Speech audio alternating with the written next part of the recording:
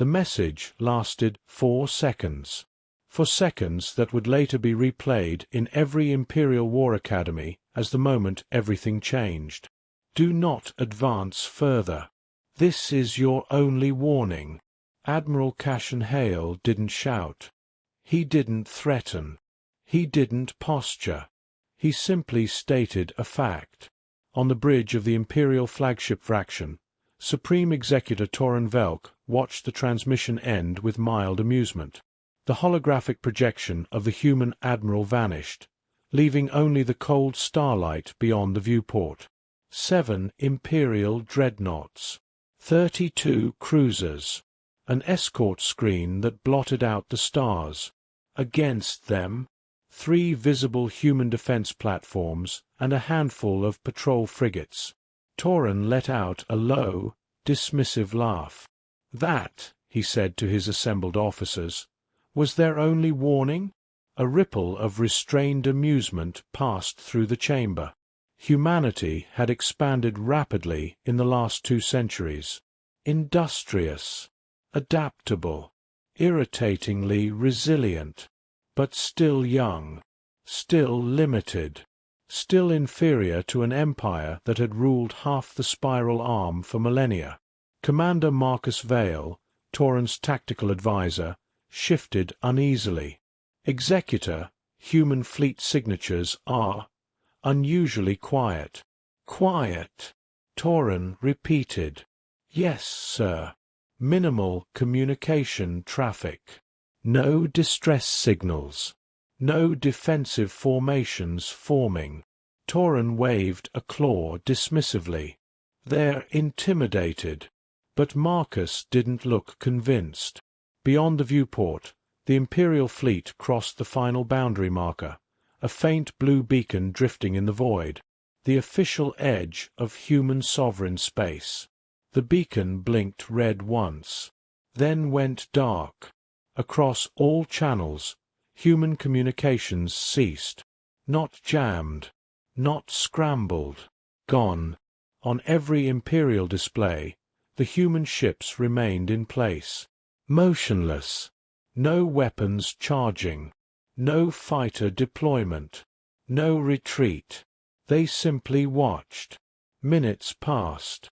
Then an hour. Still nothing. Torin leaned forward in his command throne. Open a channel. Inform them they are now under Imperial protection. No response. Ping their command frequency. Silence. Marcus swallowed. Sir, long-range scans are detecting energy fluctuations beyond standard human output parameters. From where? Unknown origin. A low murmur spread across the bridge. Then one of the outer escort frigates flickered on the tactical display. Power levels dipping. Engineering reports minor systems instability, an officer called out. Likely interference from local radiation. The frigate's icon went dark. Not destroyed. Just offline. Moments later, a second vessel lost power. Then a third. No explosions. No weapons fire. No visible attack signatures. Just systems shutting down. Torin's amusement faded. Identify the source. Marcus's voice tightened. There is no detectable assault vector. Across the void, the 3 human defense platforms remained perfectly still, watching. A final transmission suddenly pierced the silence. The same calm human voice as before. You have crossed the line. No anger. No panic. Just certainty. Then every human vessel in the sector powered down. Not destroyed. Not retreating. Dark. The stars seemed to dim with them, and for the first time since entering human space, Supreme Executor Torin Velk felt something unfamiliar tightening in his chest. Not fear. Not yet. But the unsettling realization that the warning had not been a bluff. It had been a courtesy. For 12 hours, nothing happened. The Imperial fleet maintained formation inside human territory. Boarding crews prepared. Occupation protocols were drafted. A formal declaration of annexation waited for Tauren Velk's final authorization. And still, no human response. The 3 defense platforms remained dark. The patrol frigates drifted without power. No distress calls reached neighboring systems. Supreme Executor Tauren Velk stood before the panoramic viewport of the Vraxian, claws folded behind his back. "They've surrendered without spectacle," he declared. But Commander Marcus Vale was studying his console with growing unease. "Sir, it's not surrender." Tauren didn't turn. "Explain." Marcus expanded the long-range sensor grid. The holographic star map shimmered, revealing the surrounding sectors. Human communication relays beyond this system have also gone silent. "That is expected. We disrupted their command structure." Marcus hesitated. "No, sir. This isn't disruption. It's coordination." A beat of silence. Before Tauren could respond, an alert pulsed across the command deck. "Supply convoy Gamma 3. Delayed." "Cause?" Tauren demanded. "Navigation systems unresponsive, sir. Autopilot refusing external commands." "Override it." "We can't." Another alert. "Fuel depot access denied. Authentication failure." Then another. "Satellite grid desynchronized." Tauren's mandibles tightened. "Are we under cyber assault?" Marcus ran a full diagnostic sweep. "There are no hostile penetrations detected. No known code signatures. No malicious packets." "Then how?" The tactical display flickered. One of the cruisers at the outer edge of formation lost engine output. "Engineering reports reactor containment stable," an officer called out quickly. "But propulsion systems are non-responsive. Restore manual control." "They're trying." A second cruiser dimmed. Then a third.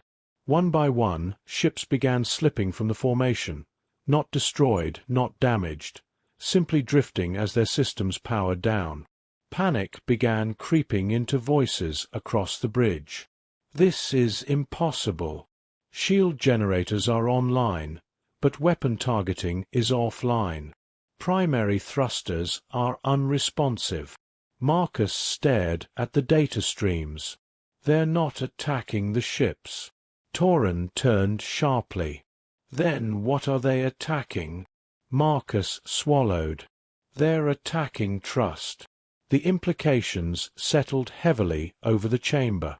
No explosions. No debris. No casualties.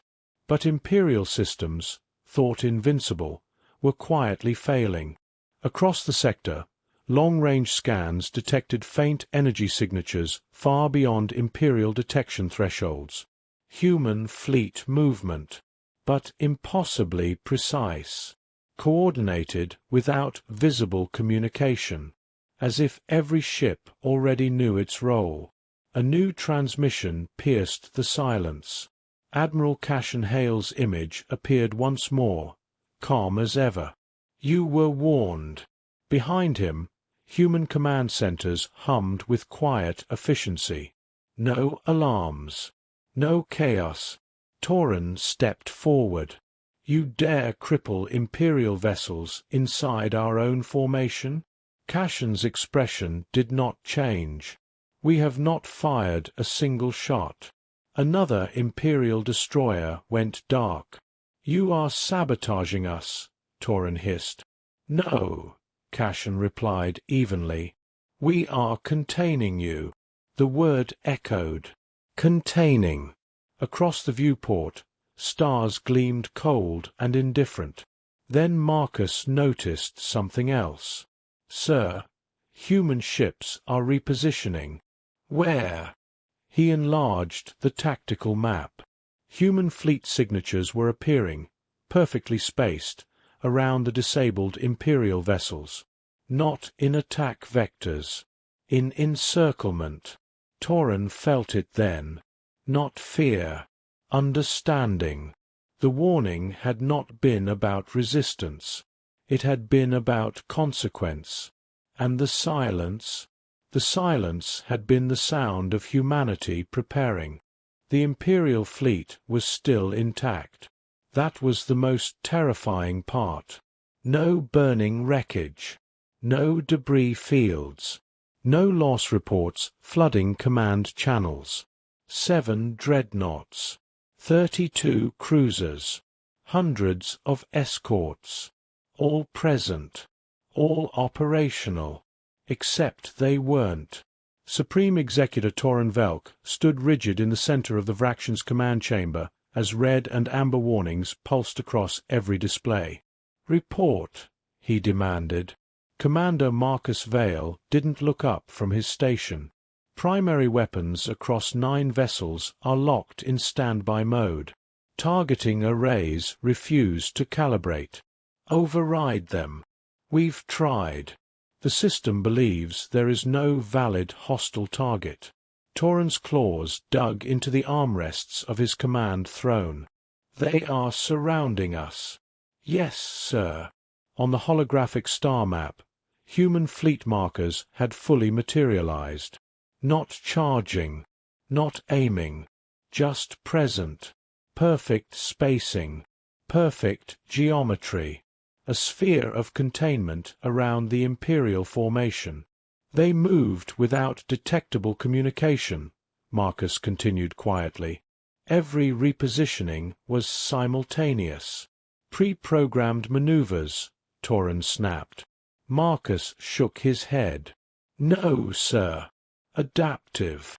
A fresh alert chimed. External communications breach detected. Torin's head snapped toward the signal officer. Source. The officer swallowed. It's not a breach of our systems. It's public release. Marcus expanded a secondary display. Imperial corruption files. Suppressed tribunal records. Illicit trade agreements. All broadcasting across neutral systems. Across Allied channels. Across Imperial colonies. This is cyber warfare, Torin hissed. No, Marcus said softly. This is exposure. Another alert. Trade partner suspending resource exchange pending clarification. Then another. Frontier world declaring provisional neutrality. Torin felt the shift. The attack wasn't against ships. It wasn't even against infrastructure. It was against stability. They're dismantling influence, Marcus said. As if summoned by the thought, Admiral Cassian Hale appeared once more on the main display. Come. Still. You are experiencing inconvenience, Cassian said evenly. Not destruction. Torin stepped forward, rage simmering beneath forced control. You infiltrate our networks. You cripple our fleet. You incite political instability, and you call it inconvenience. Cassian's eyes didn't waver. We disabled nothing you cannot restore. A pause. We simply demonstrated that we could do more. On the tactical grid, faint power readings flickered across the Imperial ships. Human strike solutions. Precise. Locked. Unfired. Marcus zoomed in. Sir, they've had targeting resolution on our reactors for 37 minutes. Torin's breath tightened. And they haven't fired. No. Cassian spoke again. You miscalculated, Executor. You believed youth meant weakness. Silence stretched between them.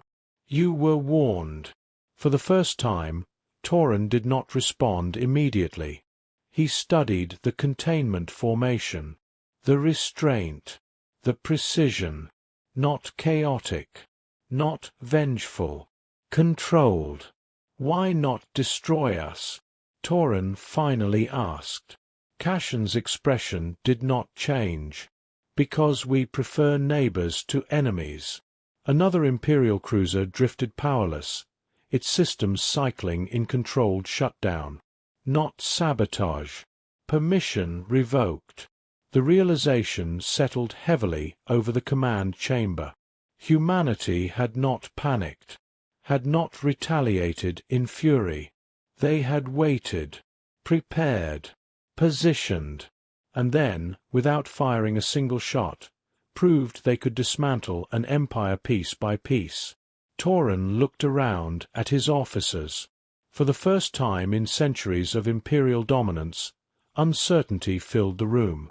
Not because they were losing, but because their opponent was choosing not to make them lose. And that restraint felt far more dangerous than annihilation ever could. The Imperial fleet remained suspended in silent orbit. Disabled, but not destroyed. Supreme Executor Torin Velk stood motionless at the center of the Vraxian's command deck as status reports continued to scroll across the tactical displays. Reactor cores. Stable. Shields. Active. Weapons. Locked in standby. Navigation. Restricted. Every system functioned. Except obedience. They are inside our architecture, Torin said quietly. Commander Marcus Vale shook his head. No, sir. They're not inside it. Torin's eyes narrowed. They're around it. As if summoned by the words, the main viewport shifted to a magnified tactical projection. Human vessels hovered in precise formation around the Imperial Armada. No charging weapons. No aggressive maneuvers. No broadcasted threats. Just presence. Then Admiral Cashin Hale appeared again on every Imperial screen.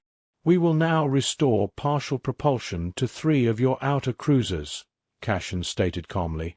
This is to demonstrate control, not aggression. On cue, 3 drifting Imperial ships flickered back to full power. Gasps echoed across the bridge. They're returning our systems, Marcus whispered. Cashin continued. You have a choice, Executor Velk. Withdraw your fleet beyond the boundary marker. Restore the sovereign line. Publicly acknowledge the violation. Torin's claws flexed. And if we refuse? Cashin's gaze did not harden. It did not need to. Then we escalate. Silence consumed the chamber. Torin's pride burned hot. We outnumber you. Yes, Cashin agreed. We possess greater tonnage, greater range, greater resources. Yes. Torin leaned forward. Then why should we retreat? Cashin paused. Not for effect. For clarity. Because you are currently surrounded by firing solutions that have remained inactive for 43 minutes. The tactical map shifted. Hundreds of faint red targeting vectors became visible. Each one locked. Each one precise. Reactor cores. Command bridges. Weapon arrays. Marcus felt his throat tighten. They could have ended us already, he said softly. Cashin nodded once. We gave a warning before we acted. We acted before we escalated. We are offering resolution before retaliation. Torin's breathing slowed. The Empire had ruled through overwhelming force for centuries. Every conflict followed the same pattern. Dominate, suppress, expand. But this was something else. Humanity had not attempted to humiliate them, had not broadcast victory, had not destroyed a single ship. They had demonstrated control and restraint. An officer stepped forward, voice unsteady. Executor, allied channels are requesting clarification. Trade partners are pausing exchanges until this conflict resolves. The implications were clear. The longer this standoff lasted, the weaker the empire appeared. Not militarily. Strategically. Torren looked once more at the containment sphere surrounding his fleet. Then at Cashen Hale's steady gaze. "You would truly restore our systems if we withdraw?" Torren asked. "Yes. And if we do not?" Cashen's answer was immediate. "You will not have time to regret it." The words were not shouted. They were not dramatic. They were factual. Torren exhaled slowly. For the first time in his reign, dominance was not the logical choice. Survival was. He straightened. Signal Fleet Command. Prepare coordinated withdrawal beyond the sovereign marker. A ripple of disbelief passed through the bridge. Cashen inclined his head slightly. A wise decision. As the Imperial fleet began powering engines under human-controlled release protocols, Torren understood something profound. Humanity was not dangerous because they were eager to fight. They were dangerous because they knew exactly when not to. And that choice, that restraint, had just preserved an empire. The Imperial fleet crossed back over the boundary marker in complete silence. No pursuit. No harassment. No final strike meant to sting wounded pride. As the last dreadnought cleared human sovereign space, propulsion and weapon systems were fully restored. Control returned seamlessly, as if nothing had ever been taken. Supreme Executor Torren Velk remained standing on the bridge of the Vraction, staring at the faint blue beacon that marked the border.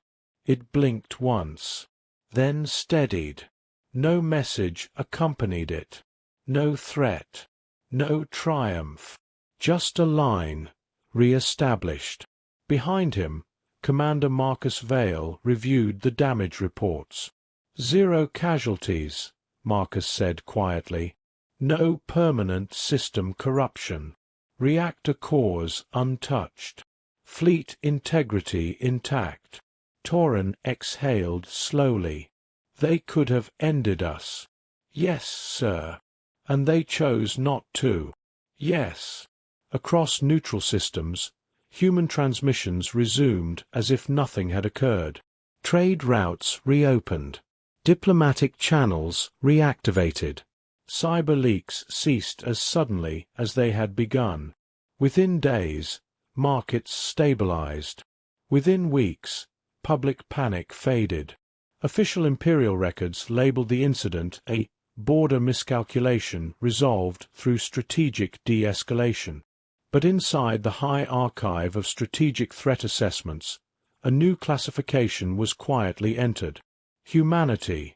Strategic apex civilization. Not because they conquered. Because they could have. Months later, during a diplomatic summit aboard a neutral station, Torren encountered Admiral Cashen Hale in person for the first time. The human officer stood at ease near a viewport overlooking the spiral arm. No guards. No visible tension. Just quiet confidence. Torren approached. "You dismantled our fleet without firing," he said evenly. "You destabilized our influence without invasion. You exposed our weaknesses without humiliation." Cashen did not turn immediately. Yes. Torren studied him. Why stop? Cashen finally faced him. Because destruction is easy. The simplicity of the answer unsettled Torren more than any display of power had. "You gave us a warning," Torren said. "Why?" Cashen's expression remained calm. "Because we always give one." Torren's mandibles twitched. "And if we had ignored it completely?" Cashen's voice lowered slightly, not in threat, but in gravity. "Then the galaxy would have learned a different lesson." Silence stretched between them. Across the chamber, a young Imperial cadet, new to command studies, stepped forward hesitantly. "Admiral," the cadet asked, "if you possess that level of control, why not rule the spiral arm?" A faint smile touched Cassion's expression. "Because ruling requires constant force." He gestured toward the stars beyond the viewport. "Enduring requires restraint." The cadet frowned. "You trust others not to provoke you again?" Cassion's gaze drifted back to the glowing boundary marker in the distance. "No," he said quietly. "We prepare for it." He turned back toward the gathering officials. "But we hope the warning is enough." Later, when historians reviewed the incident, they would not call it a war. They would not call it a victory. They would call it a demonstration, a reminder etched into imperial doctrine and whispered across council chambers. Humanity does not escalate first. Humanity does not strike without cause. Humanity always warns. And the galaxy learned something that day far more terrifying than annihilation. The most dangerous power in the spiral arm was not human aggression. It was human restraint.